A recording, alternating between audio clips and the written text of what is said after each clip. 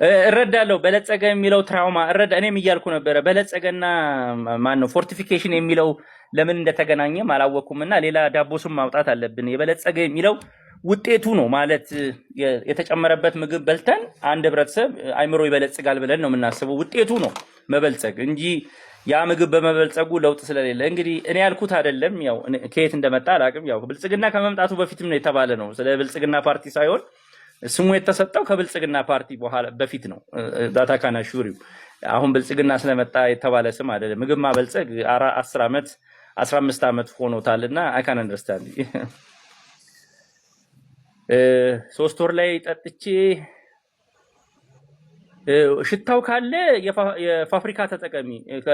አንዳንድ ሽታውን እኔ እጠላለሁ። ወተት ሽታውን ከብት የሚለውን እኔም ስለምጠላው የኢንዱስትሪው ግን ዲዮዴራይዜሽን ሽታውን የሚያወጡበት ቴክኖሎጂ ያላቸውና እሱን ተጠቀሚ።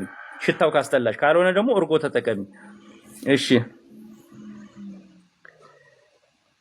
የጡት ወተት እንዲበዛ ምን ላድርግ? በቂ ምግብ ቢ። እኔ አንዳንዶች ያው ገብስ ብሉ እንደዚህ ብሉ ይላሉ። ግን የተሰባጠረ ምግብ ከበላሽና ልጁ እንዲጠባ ካረግሽ በቂ ያለው ምታቂው እንግዲህ በልጁ ለቅሶና ጮኸት ነው። ያው የጡትን ነገር ማወቅ አይቻልም ምን ያህል እንደወሰደ፣ ግን የሚወስደው በለቅሶ ነውና አታስቢበት። የተጠናከረን ብለው እሺ፣ የተጠናከረ አዎ፣ የበለጸገ የምንለው ለ6 ወር እርጎ ይሰጣል ወይ? አዎ፣ ግን ጥንቃቄ አድርጊ። በምን እርጎው ከፈላ ወተት የተዘጋጀ መሆኑን አረጋግጪ።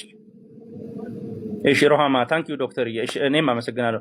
ስጋውንም እንደዛው በጥሬው ወይ ምናምን አትቢ። በቻልሽው አቅም ምግቡ ውስጥ ከተሽ ባታይ ፈጭተሽ ቢዩ።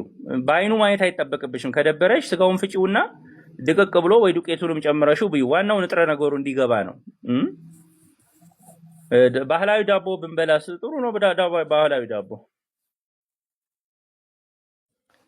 የ2 ዓመት ከ5 ወር ልጅ ሰውነቷ አሁን እየቀነሰች ነው። ግዴታ ነው መቀነሷ፣ እንቅስቃሴዋ ስለሚጨምር። መኝታም እኮ የለም 2 ዓመት እንቅስቃሴ ስለሚጀምር ሰውነታቸው ይቀንሳል። ዋናው አክቲቭ መሆናቸውን አረጋግጡ። እሺ በዚህ ጉዳይ ላይ በመቀንጨር ጉዳይ ላይ ጥያቄ ካላችሁ 20 ጉዳይ ሆኗልና ጥያቄዎች መመለስ እችላለሁ። በገብታችሁም በድምጽ ሐሳብ መስጠት የምትችሉ ካሉ መስማት እችላለሁ። ስለገባችሁ በጣም አመሰግናለሁ።